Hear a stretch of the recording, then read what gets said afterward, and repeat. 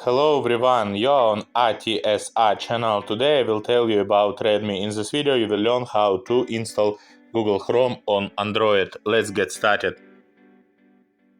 Usually this browser is always installed on the phone. If you don't have it or you can't find it, then go to the Google Play Store. Tap on Google Play Store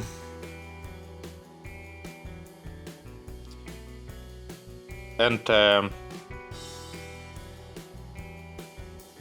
open search apps and enter Google Chrome. Then open Google Chrome.